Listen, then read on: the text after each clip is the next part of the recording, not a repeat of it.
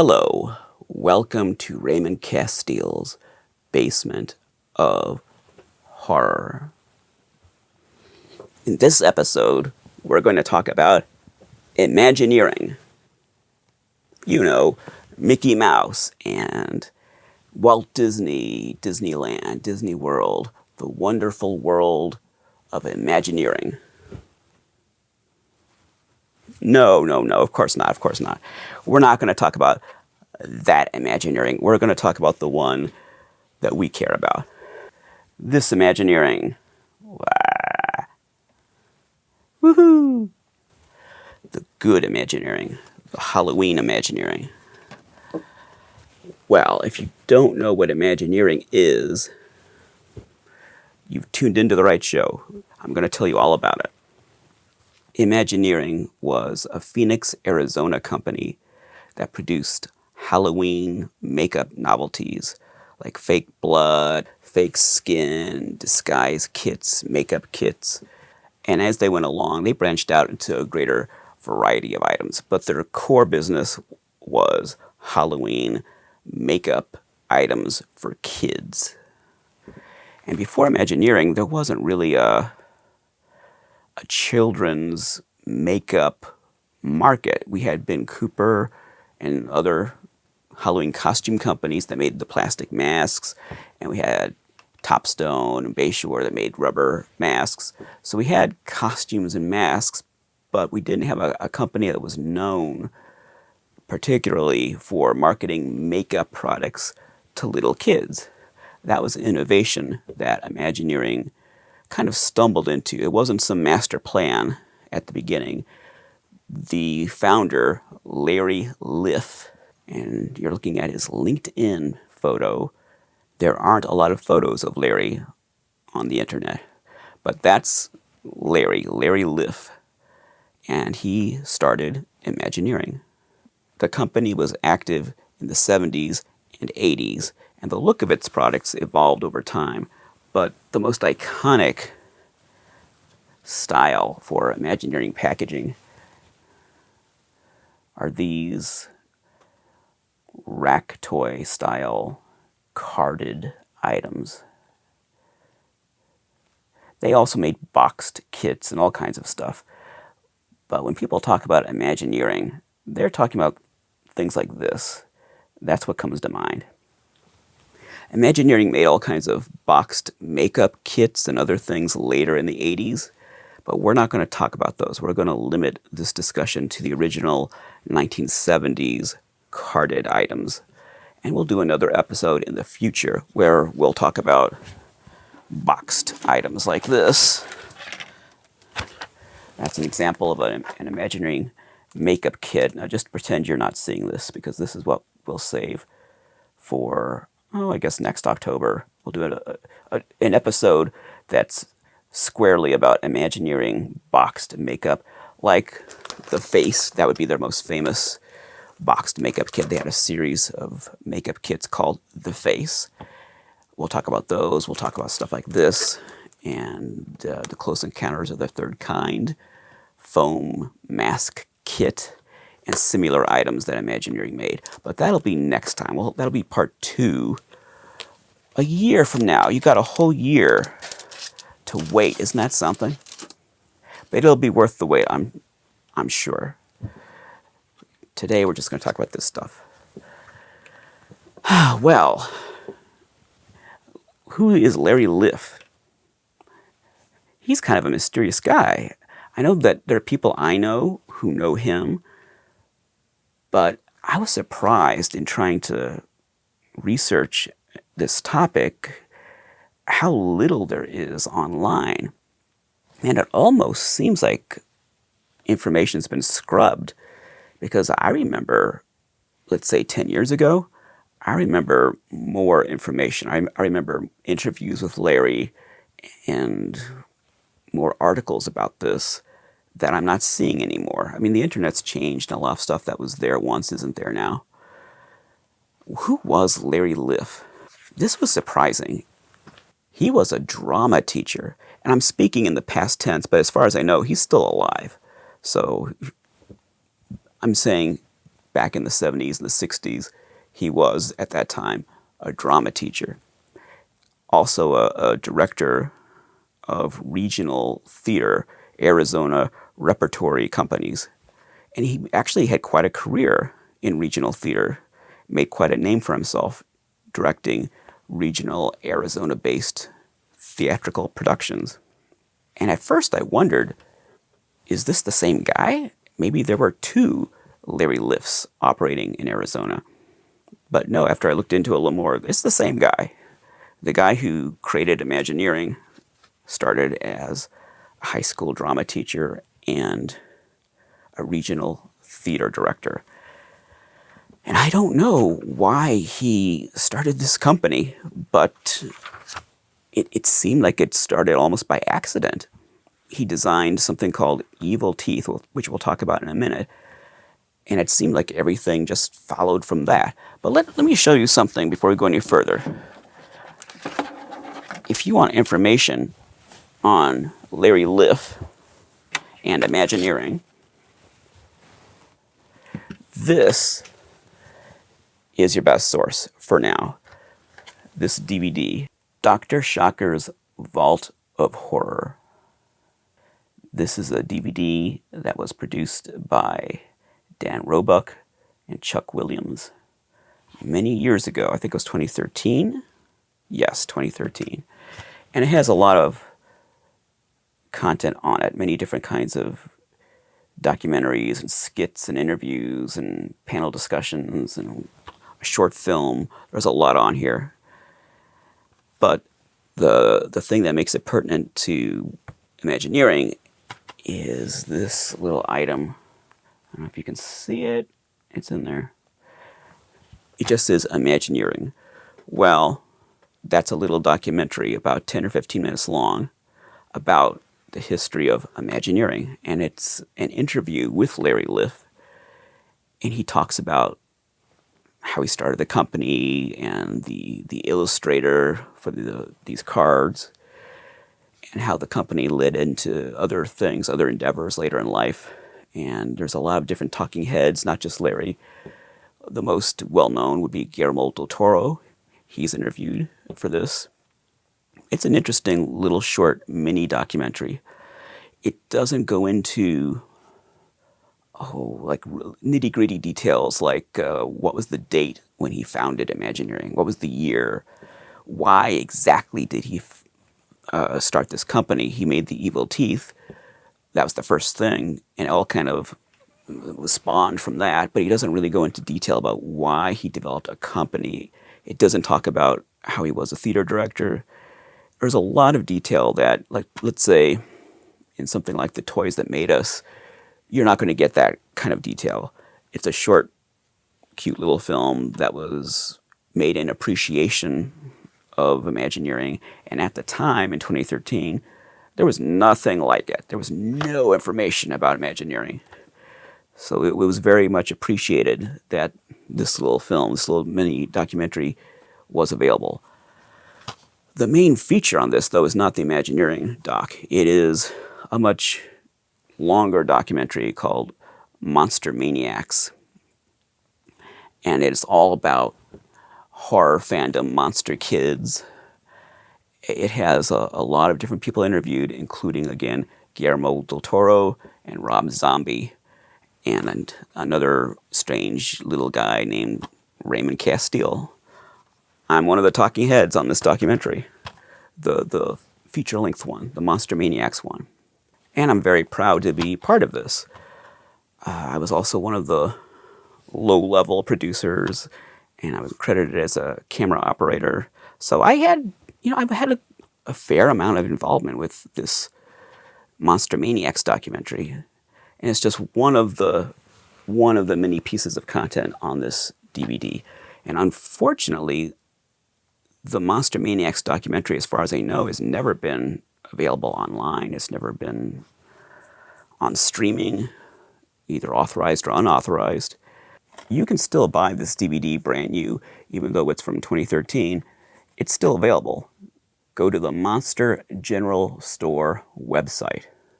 That's Dan Roebuck's website, where he sells all kinds of monster memorabilia, monster items, monster custom toys, monster novelties, all kinds of monster stuff. And he sells this DVD and other DVDs on that website. So go to the Monster General Store and you can purchase your very own copy of this DVD. You'll get the Monster Maniacs full-length documentary and the Imagineering mini documentary and a whole lot of other things, a lot of cool stuff. I will put a link in the description so you can find the Monster General Store website and order this DVD. It's in 3D. See? It's in 3D. And I'm not kidding. It actually comes with 3D glasses. So it is in 3D. Go to the Monster General Store website and order this DVD. I don't get any money from this, none whatsoever. So this is an unpaid solicitation.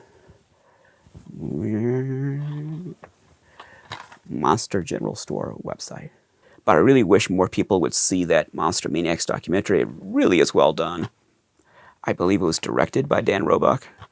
And it's great. I mean, if you're interested in, and I'm not just saying it because I'm involved in it. I mean, it's Dan's baby. If you like monster fandom, monster kids, that whole phenomenon, you really want to watch that documentary. It's very, very nice. And it predates some of the toys that made us kind of stuff that came along later. The Imagineering documentary used to be online. I mean, that's how I first saw it. It used to be online. It's not online anymore, surprisingly. But Larry Liff just seems like a really interesting guy, and he's become strangely mysterious. You just can't find anything about him. Even like he has a LinkedIn page, he has a Facebook page, but there's nothing on there. You can't, there's no posts or this is what he's doing now. The only little clue as to what's happening with Larry these days is on his LinkedIn page. It says he's the president of Pandamerica, which exports U.S. brands to Chinese markets.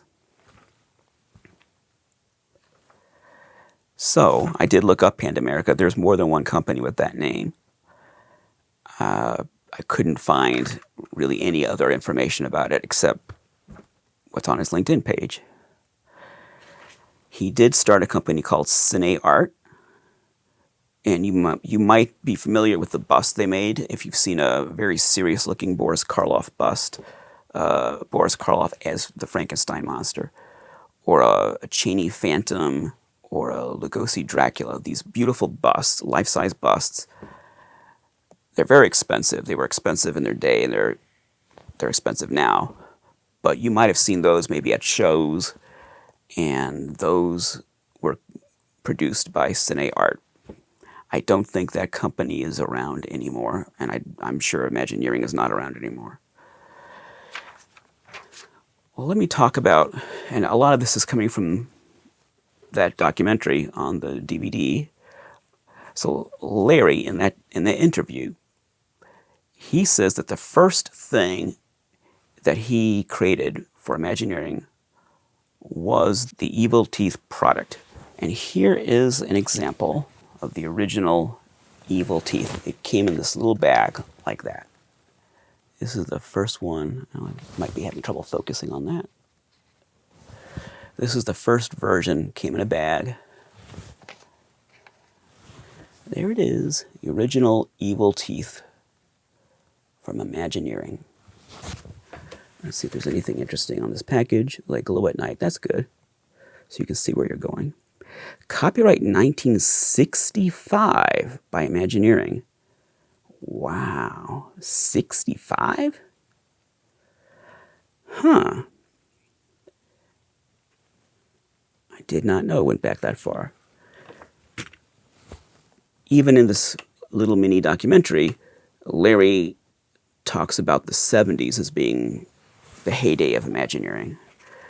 But this, what was he doing for 5 or 6 years until all the rest of the stuff got going?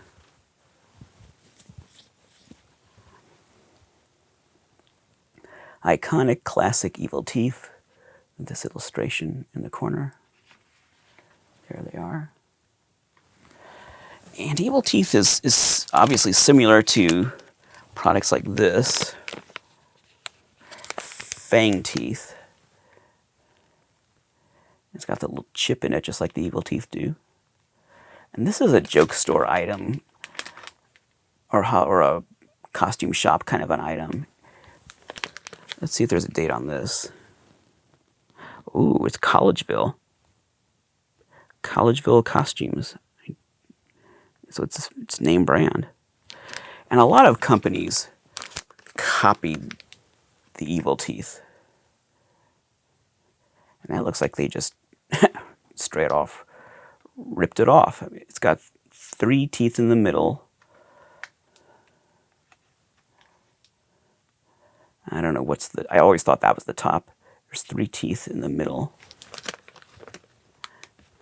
And sure enough, the Imagineering one has 3 teeth in the middle and that chip. And that was kind of unique. And I'm not sure which is supposed to be the top and which is supposed to be the bottom. I guess the one with the 4 teeth in the middle is the top. Does it make any difference? I don't know. Anyway, there's just on this end, there's only 3 teeth between the canines, which is unique and strange. It's kind of a trademark of Imagineering's evil teeth. But in this interview, Larry says that he sculpted those evil teeth himself. They were the very first Imagineering product. The earliest ones were sold in a bag, like you just saw. And those took off, did very well. And then his next product would be the Vampire Blood. And I think, this is dated 1971, I think that is the original packaging for Vampire Blood. Could be wrong, but I think that is the earliest carded packaging. And it's got a twist-off cap. And from what I understand, it was sold loose without a card at some point. And that might have predated the carded version, but I am not sure about that. And that illustration is the work of Gordon Figes. And we'll talk about him in a second. There's not a whole lot we can say, but we'll say what we can about him. Gordon Figes created all the iconic artwork for the early Imagineering products. So this was the next big product for Imagineering. And in 1971, which is when this is dated, this product made news all over the country because there was an FDA recall. According to Larry, in this interview, 7 kids in a school got sick. And it was blamed on the Vampire Blood. And so the FDA recalled it. There were news stories all over the country. It got a lot of publicity. Larry says in this interview that really these kids had the flu. It wasn't the Vampire Blood. But because of all that publicity, instead of killing the company, it exploded their business. They became more popular than ever. The Vampire Blood was back on shelves the following Halloween in 1972. And now they had hit the big time, and sales went through the roof because of all the publicity from that controversy, from the product being taken off the shelves. Here is a later version of the Vampire Blood. And this is more like what I remember from childhood. A much more colorful packaging. It's got the Imagineering mustache logo. It's got this twist. Well, I mean, the other one was a twist-off cap, but this one, you had to break it off, and then you use that plug on top to plug it back up. So it didn't have a threaded cap like that original one. It's emphasizing that safe and fun. Don't let that FDA fool you. It's safe. Those kids had the flu. It wasn't our product. It was the flu. Ah. Here's the two side by side. They are different. The packaging, I mean, even the tube is different. The artwork's different. Not just the card, but the tube itself. And you can see the difference in the tops, the caps. The next important item was this, the scar stuff. You can tell it's got that earlier style artwork. Scar stuff.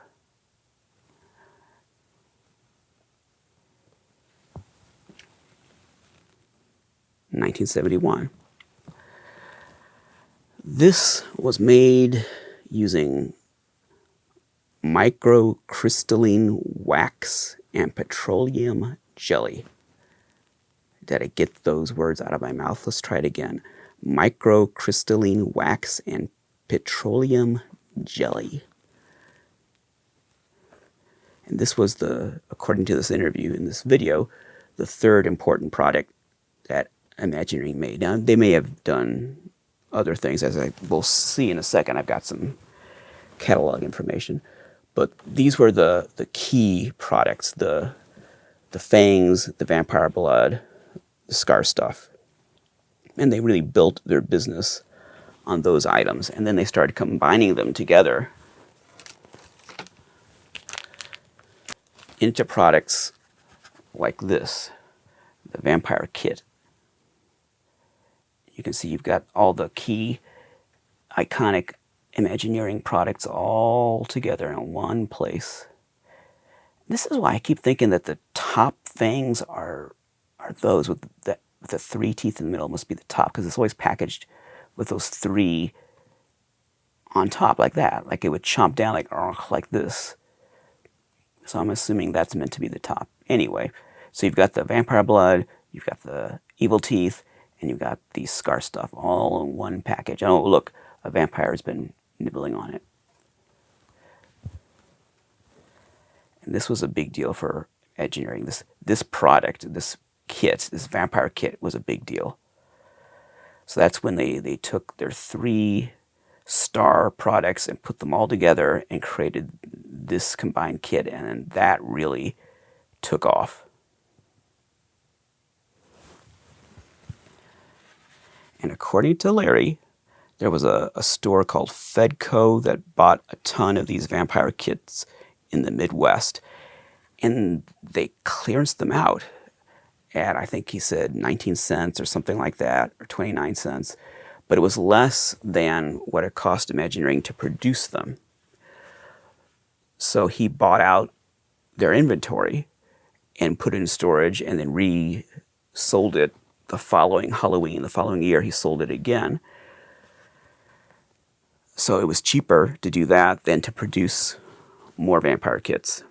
Well, I'm sure in addition to that, I'm sure they produced more kits, but that was an interesting story. That's one of the anecdotes he tells in that video. So remember, as of now, the only place to really get any real information about Imagineering is this DVD with this little mini documentary about Imagineering and this interview with Larry Liff.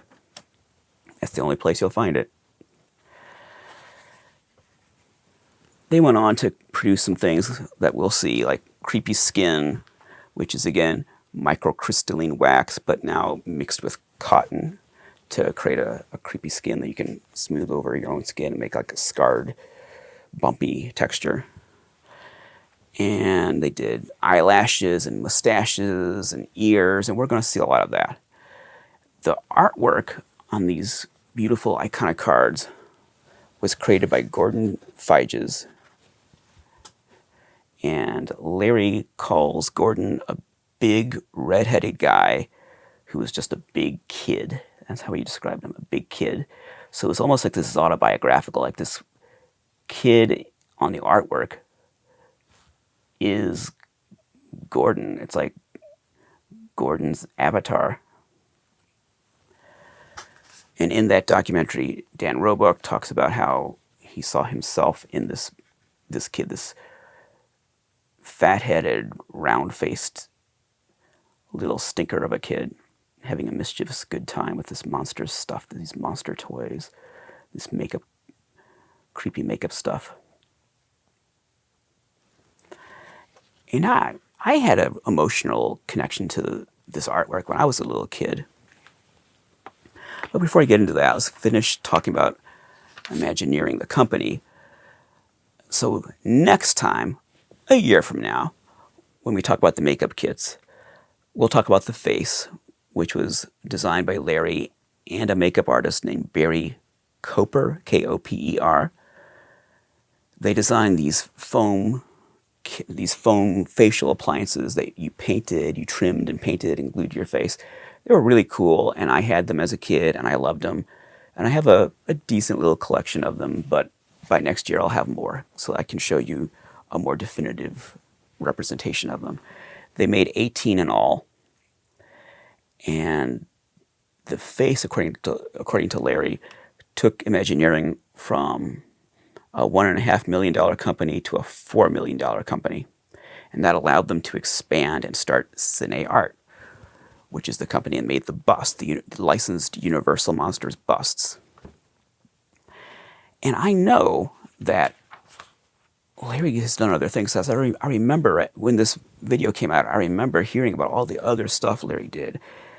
He's been involved with a lot of things, but I can't find any of that online. And it's really curious. It's weird that there's just nothing about him. I guess if you know where to look, but I looked and I couldn't find articles or interviews or anything about him. And I know that he's an important guy. He's done a lot of stuff, more than just this. And I wish I could tell you more about him. And maybe if he's out there somewhere, he could do an interview. I'd love to have him on and spend an hour talking about Imagineering and all the other stuff he's done, even his theater work. That'd be great. If he's alive and healthy and kicking and out there listening to my words, I'd love to interview you if you're available. Now, something I didn't know I had until I started going through my Imagineering stuff. I guess Larry and I have crossed paths before, because I got his autograph. That's back when I was in the UMA, the Universal Monster Army. So this must have happened when we had our traveling Universal Monster Army toy exhibit, a little toy museum. And we had a lot of great people come to see that, like Zachary and Don Post Jr., and just lots of luminaries came to see that exhibit. And Larry must have been one of them, and I got this autograph. But I didn't have a memory of that. I mean, it surprised me when I found this. I must have met him and talked to him. I mean, there was a lot of interesting people that came to that exhibit over the years. And Larry must have been one. I bet you we had some of the Imagineering stuff you're seeing in this episode. I bet some of that was in the exhibit, and he looked at it, and that's how this autograph came to be. And I know this picture. I've seen other people with this picture in their collection, so this is his standard autograph photo. If he gives you an autograph, it's going to be on this photo that he had made for autographs. But that is not a LinkedIn photo. That's Larry. He's holding a severed hand. That's Larry surrounded by his amazing products. What are those on the wall, those faces? No, that's not the face. Those are life casts of actors. I recognize some of them. Well, anyway, he's an interesting guy, and he's done a lot of stuff. And it would be great to talk to him. And I didn't even know I had that autograph. Now, here's another thing I didn't know I had until I started looking through this stuff. It's an Imagineering sales flyer.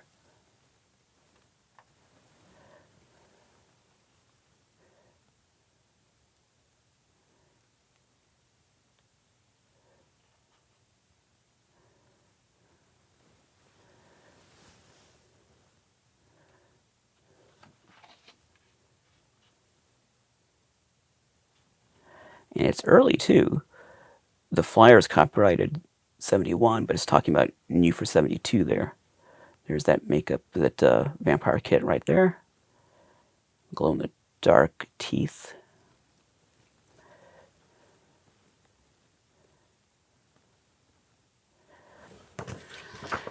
This flyer is from 1971, but it's looking ahead to 72. Those evil eyes are interesting because they look like the unbranded version, which I have in here. Well, we'll talk about that later. So this is a cool flyer. It shows the different things they had available at the time. And I think I've got everything that's listed here. Their assortment grew over time. Well, that's kind of an overview. Let's talk a little bit about Imagineering and what it means to me. So I grew up with Imagineering, of course, being a 70s monster kid. And I remember Ben Franklin was the place to get Imagineering, but they sold it many different places. But my memories are going to Ben Franklin for Halloween time and seeing just a whole end cap just full of this stuff. Probably a little later, not 71, but probably a little more like mid-70s when they had a much greater assortment. And I loved this artwork, and I loved these products, and I loved the smell. It had a very distinct smell. It's hard to describe. It's almost like a pharmaceutical smell. I don't know how to describe it. You just have to smell it for yourself, which might not be possible. I don't know if these still have that smell. If you opened up an unopened tube of vampire blood, would it still smell the same? Someone can tell me if they've done that. When I think of Imagineering, really the smell is one of the main things that comes to mind. It smelled very distinctive. I think it might have been Del Toro in that video that calls it almost like photo developing fluid. But you know, I've developed photos. I've been in a dark room in college. I learned how to develop black and white photos, and that didn't have that smell. I would disagree. It does not, to me, smell like the chemicals you use in developing photos. I don't know what to compare it to. There is nothing. There's nothing to compare it to. There's no other smell like vampire blood and the other liquids that Imagineering used, or even the waxy stuff, the compounds. All of it had a very distinct smell. It was a lot of fun going to the store in October and thumbing through all those weird things on the peg hooks. My favorite Imagineering item would be the two monster makeup kits, the mummy and the werewolf. And this is the mummy. And as a kid, I had both. I had the mummy and the werewolf. Today, I only have the mummy. Get it out of here without destroying it.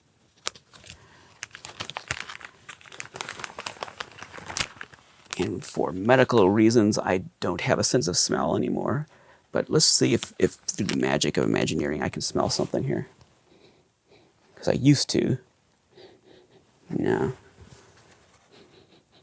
I don't know if the smell is still there and I just no longer able to smell it, or maybe it's gone away with time. But when I first got this years ago, it had a very strong odor that really took me back to my childhood.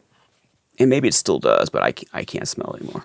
I can't smell. I don't have a sense of smell, unfortunately. For me, I had a surgery some years ago, sinus surgery, and I can't smell anything. Here is the mummy kit. There's a werewolf one too. This is the mummy one. and it's just cotton balls and some fake eyes, and there's some evil teeth in there, and that is not blood. That is just a sticky, gooey liquid that you squirt all over the cotton balls, and they set kind of like a semi-solid, sticky clump, and it sticks to your face. And I remember the smell of that junk on my face. And this is what the back looks like. You can see the stuff that it comes with. Those nails are in the werewolf one. I don't think the mummy one has that. For the mummy, you're supposed to clip the ends of the fangs off to square off the teeth. And you start off looking like that, and then you turn into that, and then, oh my gosh, then you look like that. And yes, that's what I look like, all right, when I put all this junk on my face. That's what I look like. And some of you may be familiar with the incredible Melting Man makeup kit, which Imagineering made. It's like a super deluxe version of these things. It's got cotton balls, it's got the same solution, the same eyes and teeth. I mean, to make this kid, it looks kind of like the incredible Melting Man, especially the photos that are supplied in that licensed movie kit. It looks like that. So it's the same thing, just bigger. And if you saw the panel discussion last week, you know, we were talking about Holy Grails towards the end, and I said, I really don't have a lot of Holy Grails, but that's one of them, the Imagineering Incredible Melting Man makeup kit. That was, besides, let's say, like some Keith Ward Topstones that I don't have, that's my toy collecting Holy Grail, the Incredible Melting Man Imagineering makeup kit. And there's been one on eBay for a long, long time, but it's priced at the affordable sum of $2,500, which is why it's not in my hands right now. But who knows what will happen between now and next year when I do this makeup, the boxed makeup kit episode with the face and the other stuff. Maybe there'll be a Melting Man in my hands a year from now. We'll see. But these two, the werewolf and the mummy, these were my favorites as a kid. I wish I had the werewolf one. These almost never turn up. I'm lucky to have this one. But boy, did I like these two kits. And putting all those gloppy, soaked, goofy cotton balls. You had to kind of pull them apart and dip them in that solution and put them over your face, and they stuck to your face. You kind of molded them together, made this lumpy shape. And the stuff is green, so it made, I think the werewolf one might have been reddish, but this one's green. So you've got this green lumpy stuff on your face, and you got the eye and its teeth. It's weird. And then you, I guess, make a mummy, a homemade mummy bandages. That's what I did. There was one year I went to school with this mummy costume that my mom made, was just rags and things. And then I had the Topstone bandaged face mask in the daytime. So I was for the school Halloween party. Then at night, trick-or-treating, I had the same costume, but then I had the Imagineering mummy kit. I did that a lot. I would have my school costume for the school party, and then I would have my trick-or-treating costume, and they were usually either completely different or two versions of the same thing. Like maybe the daytime school one was a mask, and the nighttime one was makeup, because it would take longer to put on and be more elaborate. I was really into Halloween as a kid. I mean, I still am, but I don't get to do things like that anymore, dress up and put makeup on and all that. So this is a very nostalgic item for me. I remember this Halloween very well, this particular Halloween when I wore this makeup, this monster makeup lab. I've been calling it a kit, but that I should have picked up on that this is the monster makeup lab. Not the kit, the lab. Monster makeup lab. It is a little laboratory. But it says kit there. Complete kit right there. But the important word is lab. Obviously that attracted me as a kid, that it's a monster lab. So I can be a mad doctor in my monster laboratory.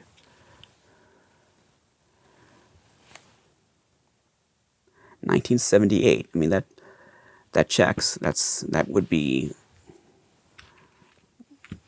yeah, that's the right year. There's no disconnect there. That's the year I remember doing it. Huh. Well, let's see, what other kinds of Imagineering stuff are we going to look at? So Imagineering was very important to me growing up. It was a big deal. Okay, let's just start taking stuff. I've got so much, I don't even know where to start. Get as much of this out as I can, and then we'll just go through it, and I'll give you my thoughts on it as we go along. Oh my gosh, look at all this. Wow.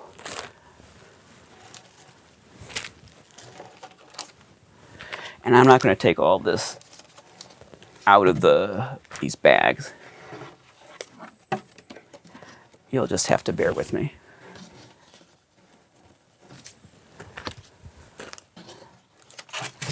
All right, are you getting that on camera? Look at all this Imagineering. And I think we saw in this advertisement, yes, stick-on Stuf.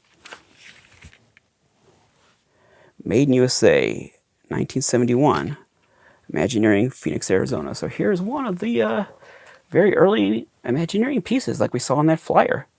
One of their 71 cornerstone pieces. These stickers you stick on yourself.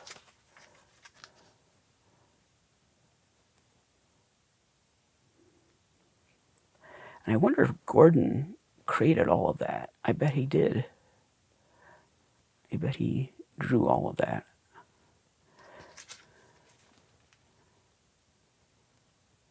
He drew that kid, I'm sure. But did he draw all the rest of it? I bet he did. I mean, I don't know that, but I imagine he did. Here we have what looks like a later one, but you know, maybe it's just... Yeah, I think it's the same one. It is. Just another one. Peepers. Peekaboo peepers.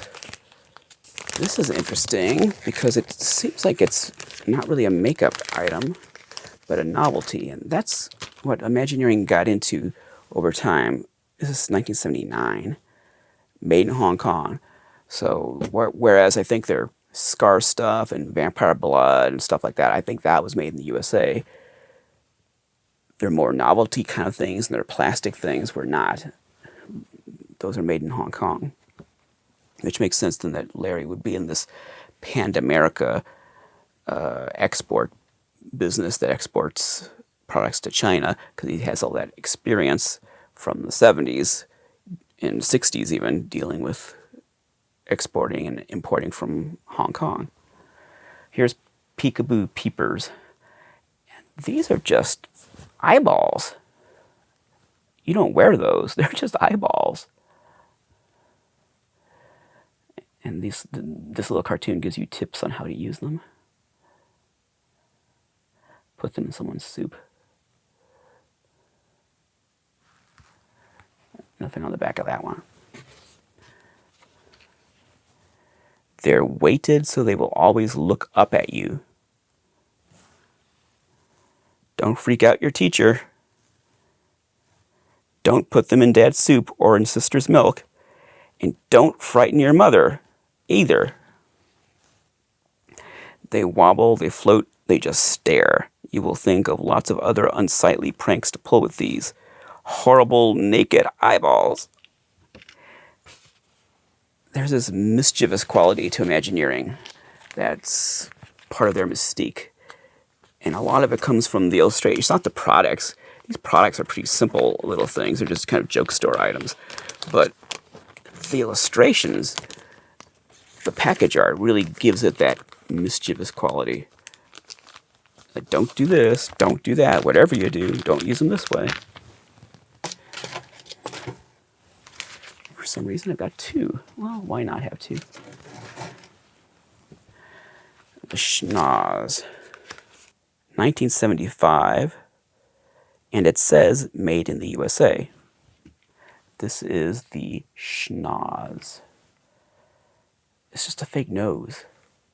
But look at that illustration, how cute that is. It just gives it a character, and it gives it an attitude.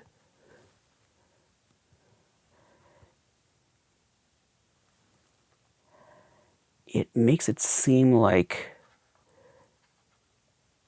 like you're sophisticated if you're a little kid that uses Imagineering. Like, oomph.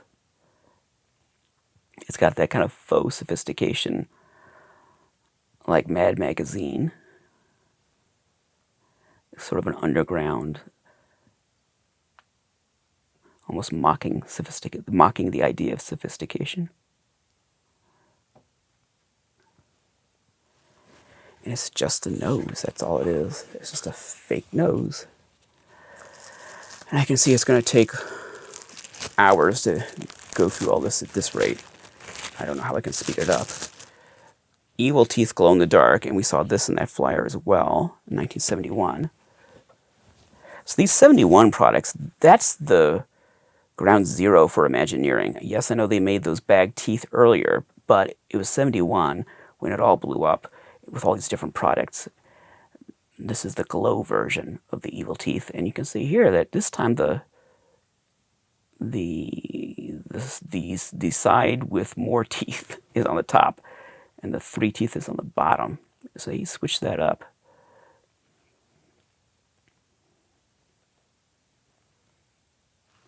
And nothing on the back, just a blank back. Some of these things have artwork on the back, and some don't. Another one of the original Imagineering items. One of the early ones.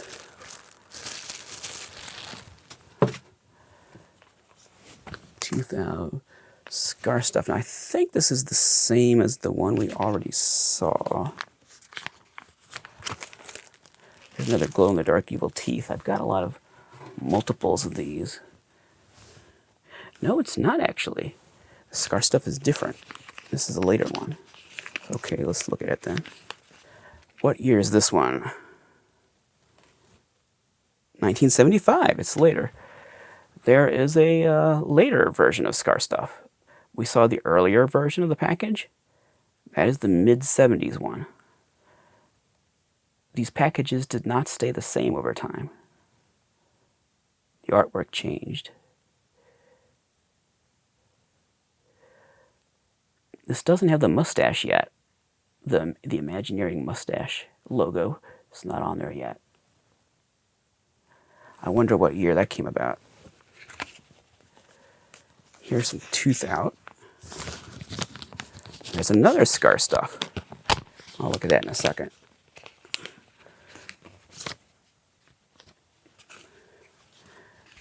This just blackens your teeth. 1975. It's worth looking at all these just to see the artwork. And that's just some black stuff you smudge on your teeth.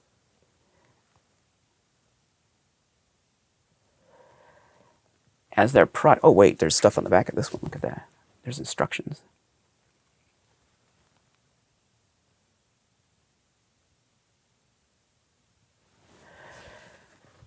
As the company goes along,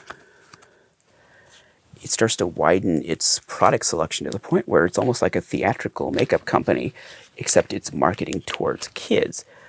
But if you ever went to an old-time costume shop or magic shop or joke shop, they had a lot of this kind of stuff, but it didn't have these illustrations. It wasn't marketed directly to children like the Imagineering products are.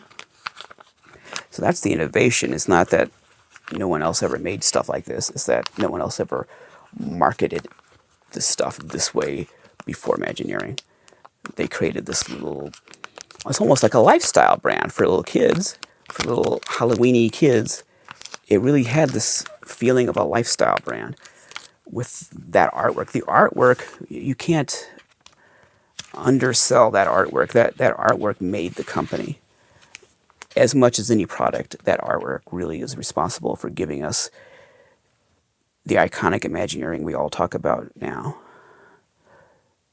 1977, werewolf things. And most of these things are unpunched, I notice.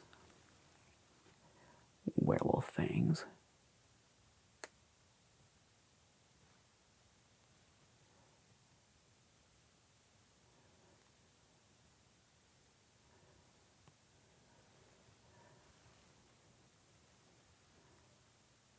I'm realizing that this just isn't going to work. There's too much of the stuff. We're going to be here for hours and hours. So I think I'm going to have to just stop taking things out of the packages.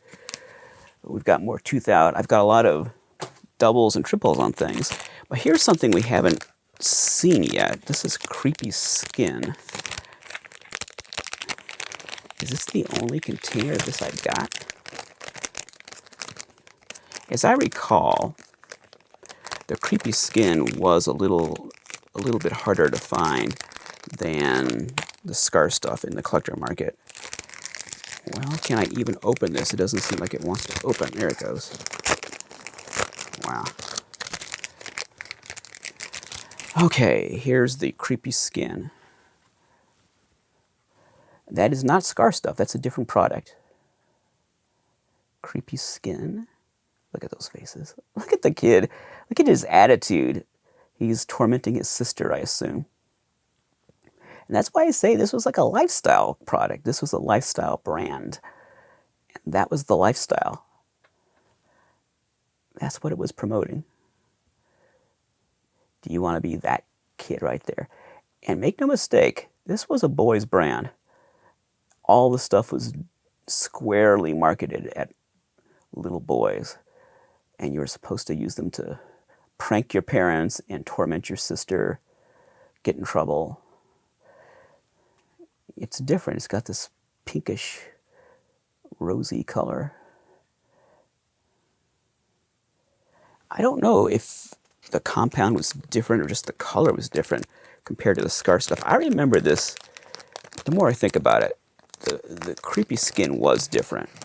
The creepy skin and the scar stuff, they were different. The creepy skin had the cotton in it, so it had a different texture, different consistency, and it looked different when you put it on your skin. The scar stuff did not have the cotton in it. More glow-in-the-dark evil teeth, I think we just saw that. But we didn't see this one, did we? This is a different package for evil teeth. I'm going to lose track of what we've seen and what we haven't seen. So here's different packaging for evil teeth. I don't think we saw that one yet, did we?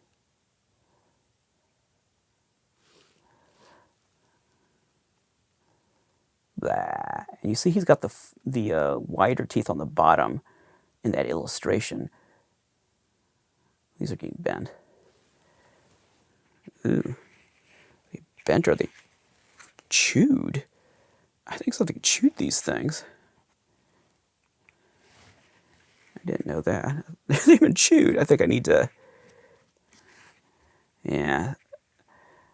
Some real werewolf got a hold of these. I might need to replace or upgrade these. I didn't know that. Was that one of my cats that did that? I don't think so. I don't think they've ever had access to this. 1975. 71 and 75 seem to be big years for Imagineering. Well, I'm going to need to upgrade these evil teeth. It looks like a real werewolf got a hold of those and bit those. Scar stuff. So we saw this scar stuff. That's the earlier one. But did we see this one?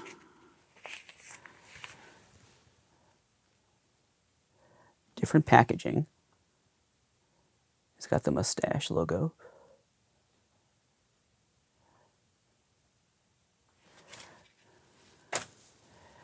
Here's glow goop. I think I have multiple ones of these on. This one, look, well, they're not the same. Okay, let's look at these. I have two versions of this glow goop.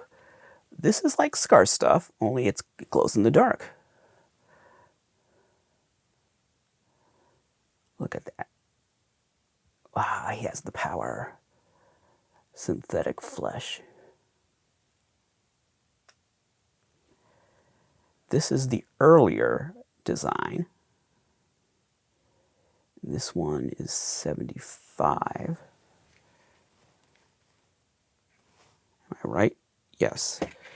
And this one is 77. Yeah. Here's the later package. It's not the same. That one has the Imagineering mustache logo.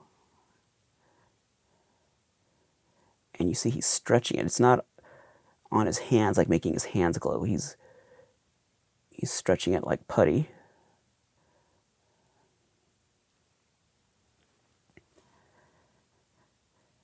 It's almost like they were marketing this one as something you play with, whereas the other one was something you put on your hands. Let's see if that's reflected in the instructions, or is easily formed into any shape on the 77 glue goop. And the 75 glue goop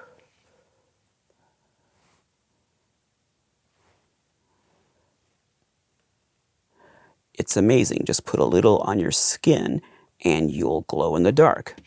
So they are marketed differently. This one is marketed, the earlier one, to put on your skin and make you glow in the dark. This one is marketed to form it into different shapes like silly putty or clay and watch it glow in the dark. Same product, but marketed two different ways. And they look different. And that's interesting when you have the same examples of the same product over the years, and you can see a change in approach to how they're marketed and why did they change it. Was there a safety concern, or in 77 did kids just not want to put stuff on their hands, or I don't know. Why would it be more attractive to a child to have some goop in a lump that glows instead of putting it on their hands? Maybe it didn't work. Maybe it just didn't stick to the skin. Maybe they were trying to cash in on stuff like slime, Mattel slime, and have their own kind of a slime product. It's interesting.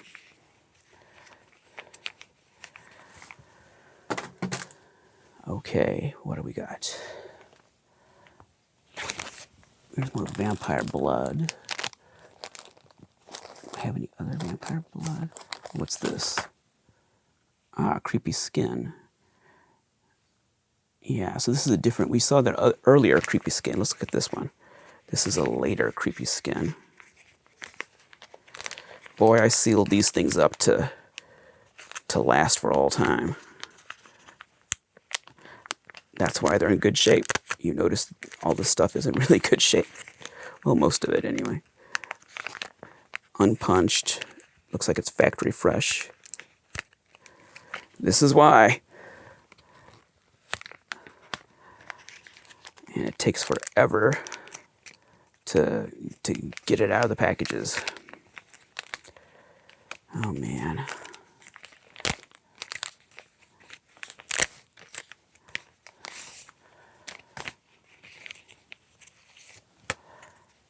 That only took 7 years. Unfortunately, this one, okay, here's the Creepy Skin. I almost don't want to touch it. This is the front, and that's obviously a later version than the one we saw before on the white card. Same idea though, look. See, he's tormenting who I assume is his sister. Same kind of concept with the artwork, but now it's got the mustache logo.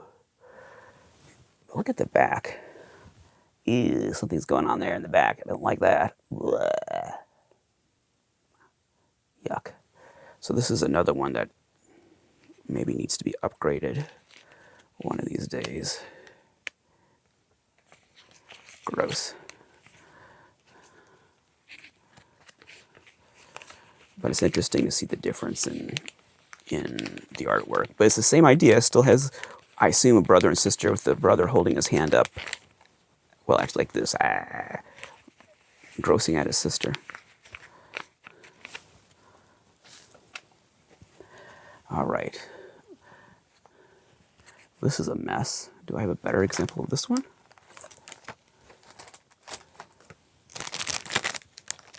Guess not. I'm finding out what I need to upgrade here.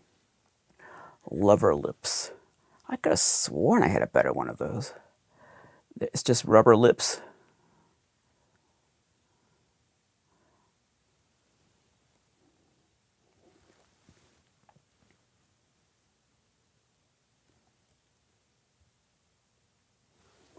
What does it say? Giant, juicy lover lips. Recommended for children age 5 and over. Kiss me quick. Nothing makes me sick. 1977. Kiss me quick. Nothing makes me sick. Safe and non-toxic. Oh, this has even got staples in it. Ooh, it's a mess. Kiss me quick. Nothing makes me sick. Where was this? Did it even have a package?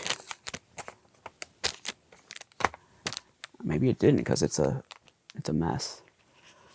Well, let's put it back in there. So there's another one I need to upgrade. This is, okay, this is a later Vampire Blood. Let's take a look at this. What year is this? 79. Ooh, we're moving into the future here. 1979.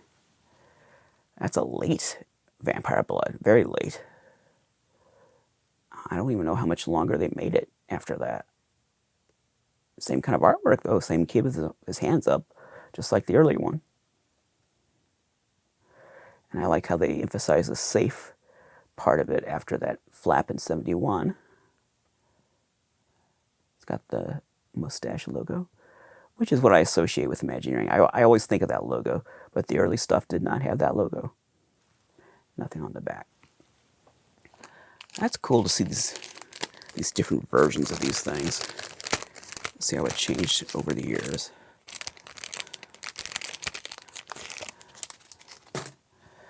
And we haven't looked at this yet, the Dragon Blood. Dragon Blood, at least for a time anyway, that was a lot easier to get than the Vampire Blood. This one's not in such great shape. Here's Dragon Blood. It's just green blood.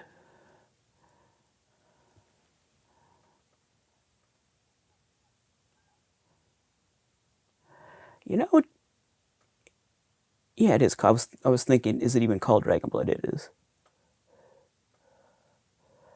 Different artwork. Same attitude. There's Gordon's unique touch there, but it's a dragon this time. Green Dragon Blood. It says dragon. Green Dragon Blood. But of course, see, gooey green dragon blood, but of course, snort. This will slay your friends. You don't think a dragon would lie, do you? Safe, non-toxic, may stain some fabrics, of course. 1975, that's earlier than I thought. What's in this stuff? It's hard to read that one. I'll look at another one. Gooey dragon blood. Why is he saying, but of course, snort? Oh, it's got a question mark. Yeah, it's the Dragon Blood tile top has a question mark, so he's saying, but of course it's Dragon Blood. He's cute. And they've all got these goofy eyes.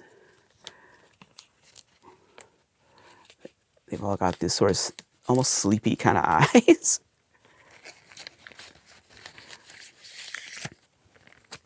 I sure would like to know the story of Gordon.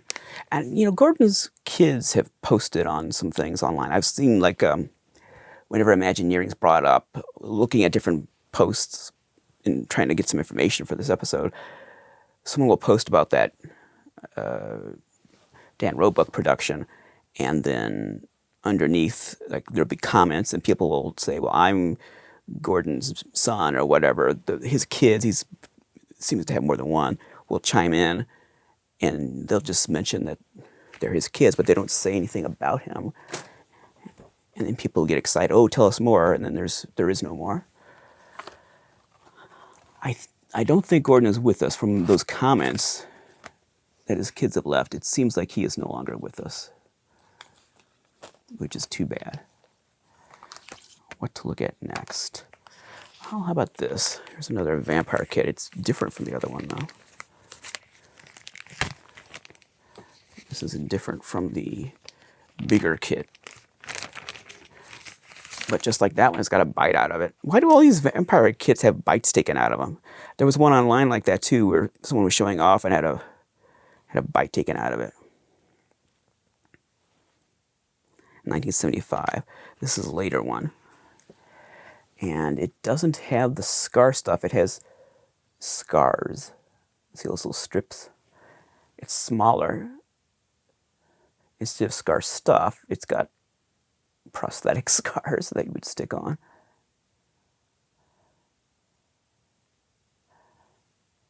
There's the little guy. I love how he's like in a stupor over this stuff.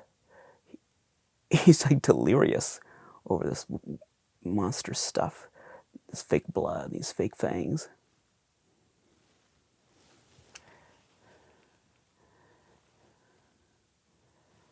So this is before the mustache logo. Vampire kit with real vampire blood and 2 new improved gory scars to fool your friends. Just spread a drop of vampire blood on the back and stick them right on your skin. Have fun, but please don't scare your mother. And anytime they tell you not to do something on these packages, there's wink wink suggesting that that's exactly what you should do.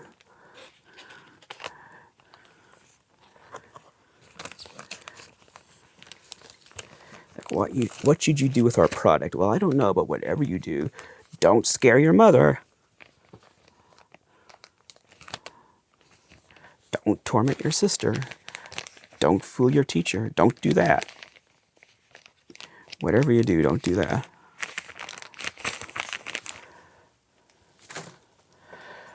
Oh, what's an easy one that we don't have to take apart? Here we go. Hoodwinks. We got a couple of these. 1980, very late.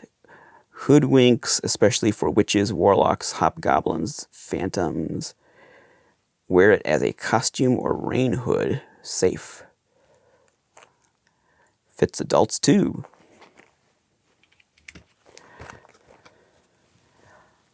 An almost Grinch-like face this time. Doesn't have the same character as that grinning kid. And it's just a hood. That's all, just a plastic hood. Just like that, like in the illustration.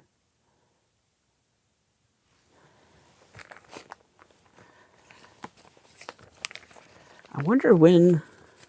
This is what's not in that little documentary. When exactly was Imagineering founded? And when exactly... Was this bent over? I think it was. And when exactly did it close up shop? I'd love to know the answers to those questions, because I know they started Cine Arts.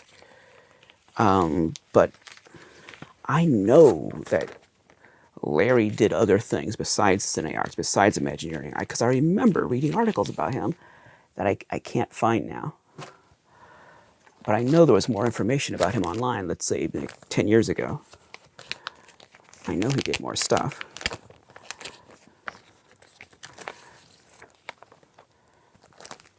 This is different artwork. 1980. Hoodwinks with inflatable horns For a devilishly bizarre costume or rain hood. Safe. Fits adults too. Is there a better side? I like that side. It's just a devil hood. It's got horns.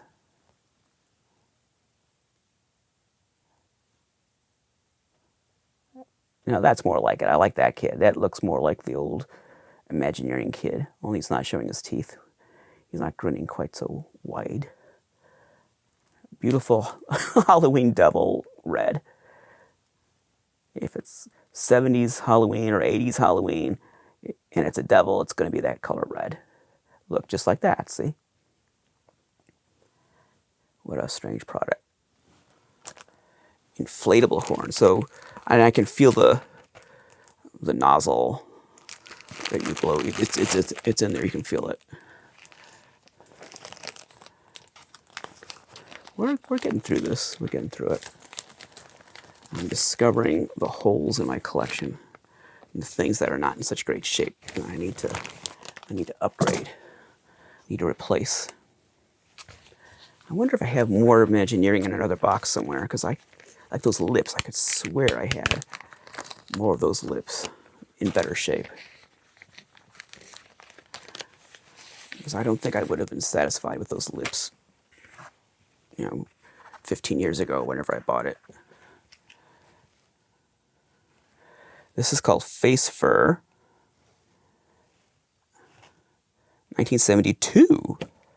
Wow, we haven't had a whole lot from 72. Face Fur. There's our little guy. He's got a mustache. But the logo doesn't have a mustache. It's just fur. It's just some fake hair that you can use to... There's some tape, face tape, that you can use to stick on your face. You can make mustaches or beards or whatever. It does have instructions.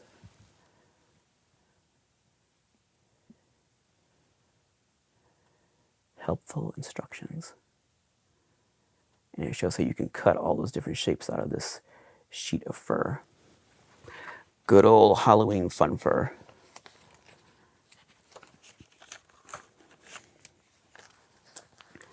All the topstones from that era, the topstone masks, would have a swath of that glued across the top of their head. We haven't seen just regular old makeup, just makeup. So this is kind of interesting. It's 78. Many face makeup kit. It's a little dusty because it hasn't been plastic.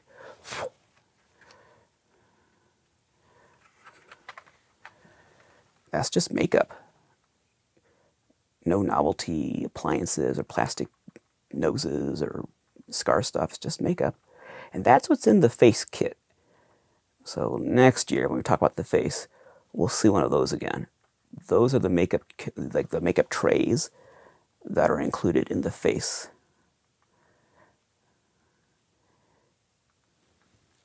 I don't remember if the bigger sets like the Incredible Melting Man have that. I think they do. I think they have the same makeup tray. But definitely the face does. It's exactly like the face makeup tray. And of course, any little kid is going to be able to do a makeup job just like that. With all that shading, an old age makeup job. See, it's easy. Just take it step by step. Well, those are actually different faces.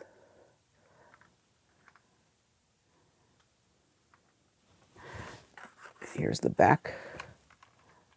Some instructions back there. What are those anyway? They're not instructions exactly. They're just identifying the colors. Oh, it's mixing chart. I see. Yeah, it's showing you how to mix these to create all kinds of other colors that are not included. Yeah, let's see, what kind of ears are those? I thought I had some big sort of joke ears, like funny ears. See, there's all this stuff I know I've got. Where is it? These are like devil ears. Pointed ears, 1978. Devils, monsters, pixies, Martians, and other space spooks need weird ears. Those characters need weird ears. Hang them right on top of your regular ears. The soft plastic loop on the back fits any size humanoid ear. Even your own mother will think you are some kind of alien spook. Like an astro spook. Safe, non-toxic, of course.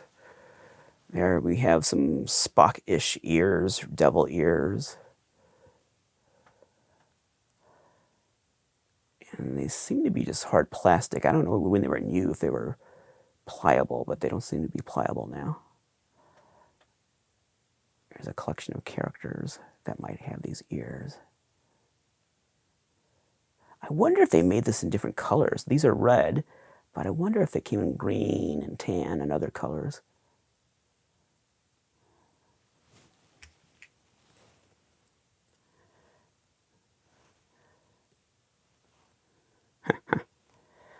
Well, I mean, that white-haired guy, you can tell he's supposed to be a Vulcan. Just look at his attitude.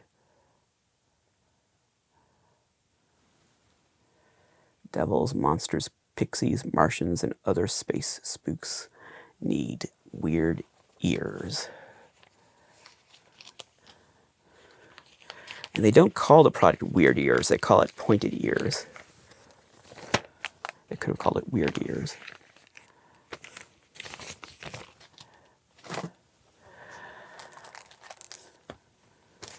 Werewolf kit. Now that's a pretty major piece as far as, Imagineering lore is concerned. The werewolf kit, not the werewolf lab, the werewolf kit. It's so dark you can't even see anything though. 78. Werewolf kit brings out the animal in you. I can barely read this. Scar stuff to make a pug nose and hideous gashes right on your face. Genuine bat ring, the symbol for all your creepy type persons. Oh boy.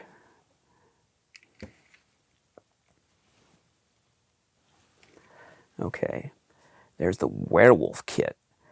It's just some black fingernails and some scar stuff and this bat ring that you twist around your finger and fasten it for all your creepy type persons. Not much of a werewolf, really. It's got the mustache logo. The color on this is interesting. It's so dark. You can barely read it. Most of these are so bright, but this one's dark. I guess because it's a werewolf. It only comes out at night.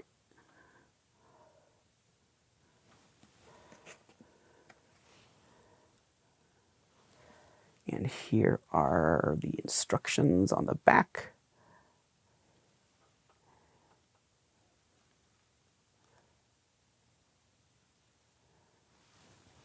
It's a cute kit.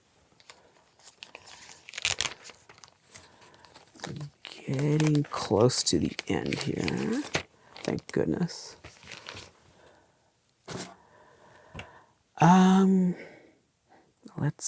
Let's do Evil Eyes next. Okay, yeah. Oh, it's one of these. It's going to take a long time to open it. I've got two different versions of Evil Eyes, and this one does not have Imagineering branding. It says SP. That does not have Imagineering branding on it. But look at the illustration. Now, it's my understanding that Gordon Figes did do illustrations for products that were not Imagineering. He did do some products for other companies. He did do some illustrations for non-Imagineering products. Here is the genuine Imagineering version. And it even says genuine I wonder why. It says genuine right above the evil eye logo. Genuine evil eye. Eyes, actually, 2 of them. Just wear them like a monocle. The veins are detachable. Recommended for ages 5 and older, blah, blah, blah, blah. 1977, Imagineering Inc. Made in Hong Kong. Here are the genuine Imagineering evil eyes. And it says genuine up there. I wonder if there's a story behind that.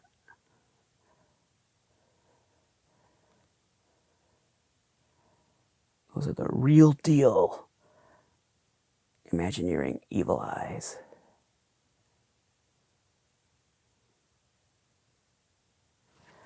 And it's curious because that advertisement, well,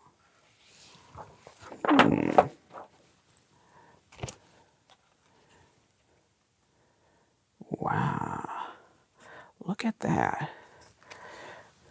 Look at that. That is exactly the same package as this. And that photo doesn't say Imagineering on it. That's this, which does not say Imagineering. This says SP.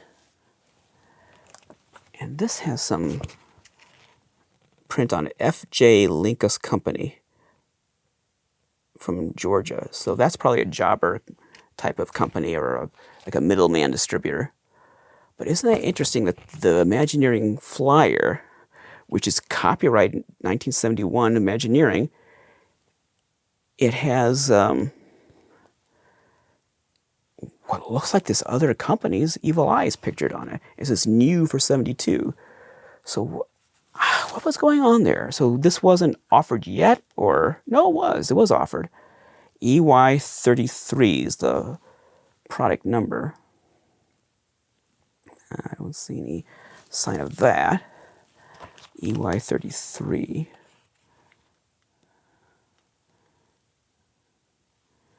No, it's not there. Although this is, this is 59 cents. The official, genuine Imagineering product's 59 cents. And in the flyer, it's 59 cents. So that's correct. This one doesn't have a price on it. I wonder what was going on there. Seems like there was perhaps some intrigue there. I don't know. But these are the actual Imagineering evil eyes.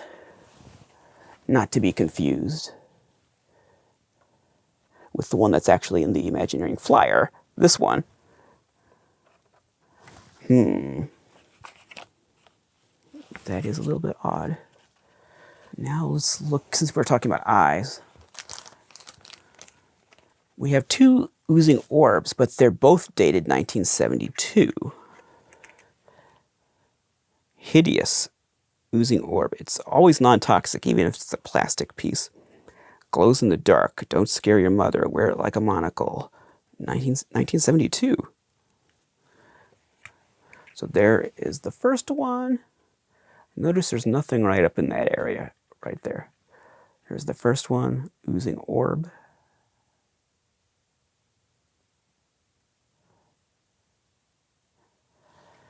And then here is the other one.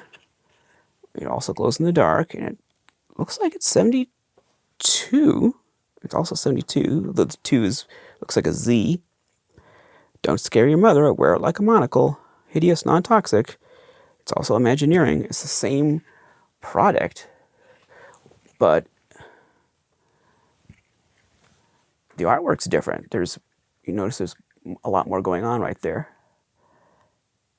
Oozing orb, same year, both Imagineering, but the artwork is different.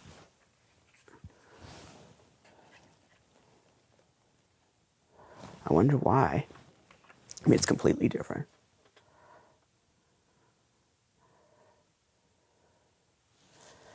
That's the oozing orb.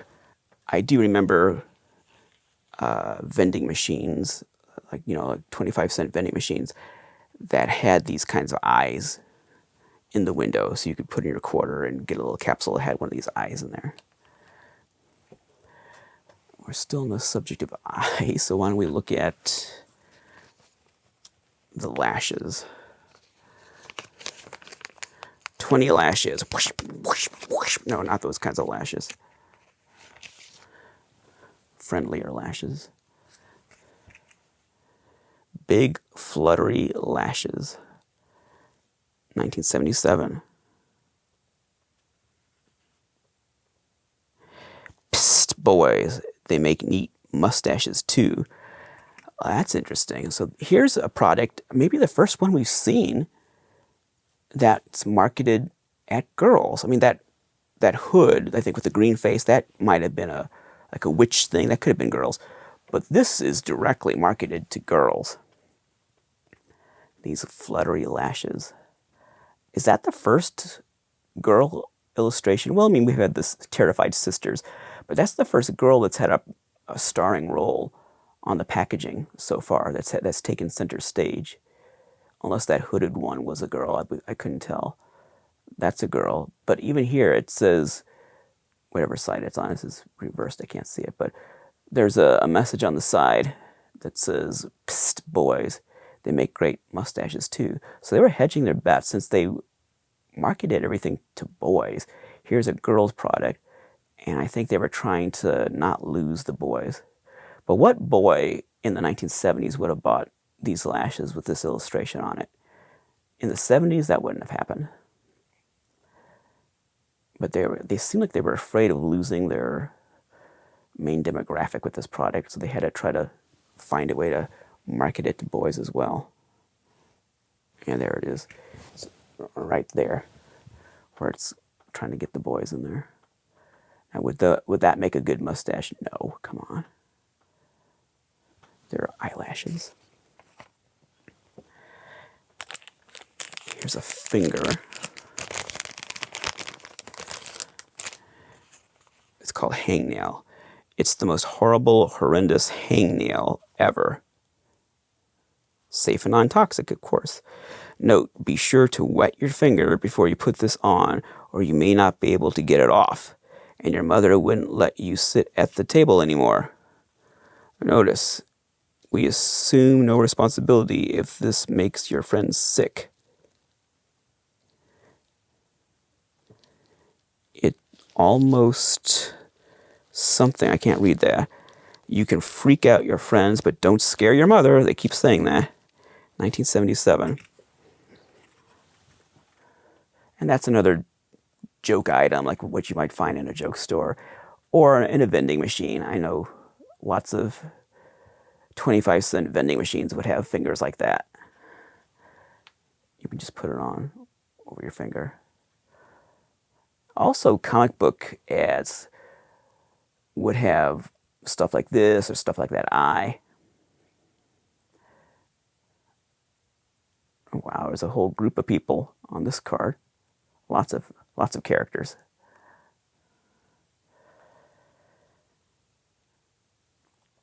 But you know, that, I mean, I've got novelty products similar to a lot of these Imagineering things that are not Imagineering. But the Imagineering version of them always seems to have a more pristine look. I'm not talking about the condition. I'm talking about the paint, the style. Okay, 2 more items here. We have Imagineering Funny Bones from '79. And then we have Ghost Paw. Now, you probably saw these in comic book ads. These skeleton hands that are supposed to crawl out of your pocket. They just clip on your pocket. And you would find them in vending machines too, but mail order comic book ads would have these things. And here's the Imagineering version. Pretty much the same thing. Only it's cooler because it's Imagineering. Funny Bones.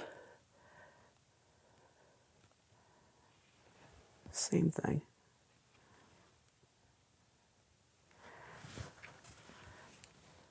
They just hang out of a pocket, sock, collar, or wherever and look ghoulish. And they glow in the dark. I think Imagineering just bought a bunch of this stuff wholesale from Hong Kong. and just found a way to market it. Switcheroo mustaches. These are just plastic mustaches, and I guess that's really all they are, just mustaches that clip onto your nose. Switcheroo.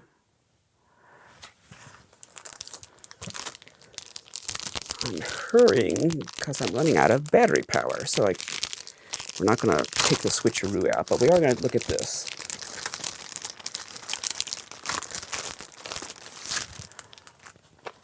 This is another one of the more iconic Imagineering pieces. This is the Ugly Kit.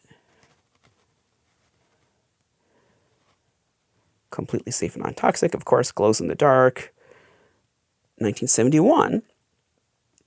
Wear eyes like a monocle, if too large, trim with scissors to fit, don't leave sharp edges. And here's the Ugly Kit, another one of the early Imagineering pieces. That we saw this in that flyer. Look at that. Blah.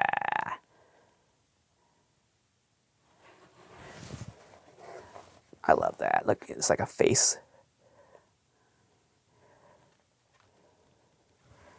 And along with the Vampire Kit, that is one of the more iconic Imagineering sets, that multi-piece sets. And it's got just that beautiful, beautiful artwork.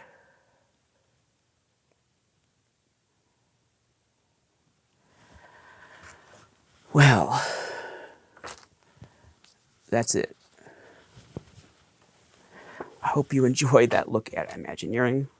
I kind of rushed it a little towards the end because I'm getting little messages, battery's running low. So we have technology to deal with here. Hope you enjoyed it. Imagineering was a big part of my childhood.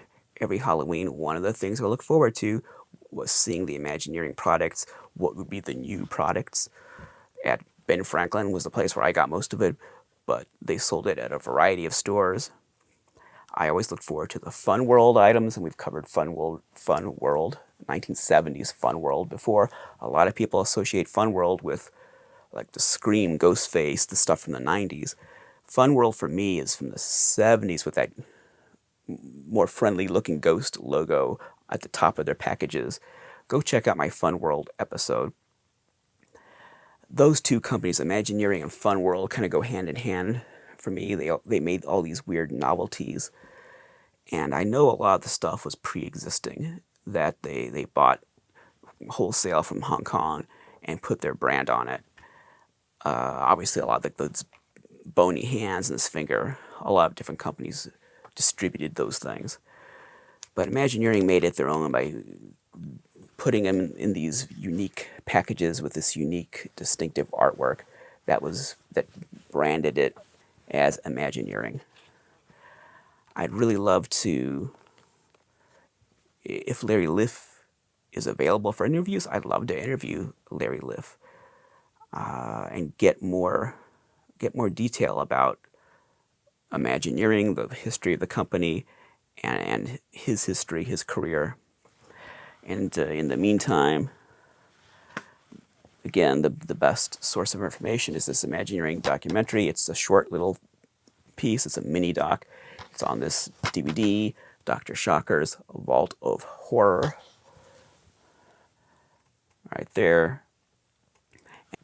And just look in the description for a link that will take you to the website where you can buy that DVD, $20. I wish there was a streaming option for both the main documentary, the one that I'm in, and also the Imagineering mini doc. As of now, there isn't. And like I said at the top, it is odd that there's not more information about Imagineering online, and there's not more information about Larry Liff online. I don't know why. It sounds conspiratorial, but it does seem like almost like it's been scrubbed, because I could swear there was more stuff a decade ago. But that's the internet. Things don't last forever on the internet. There's a lot of stuff that's been lost to time that was there 10 years ago, 20 years ago, that's not there now. I hope you enjoyed this, and we still have a few more Halloween-themed episodes to go.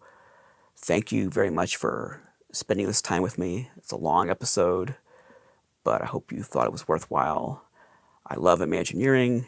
Like I've been saying, it's a lifestyle brand, and it was definitely my lifestyle when I was a little kid, just like this little goofball in these illustrations, just like that guy. Maybe a little different complexion and different kind of hair, but in spirit, the same. Thanks again. Until next time, the one who dies with the most toys is dead.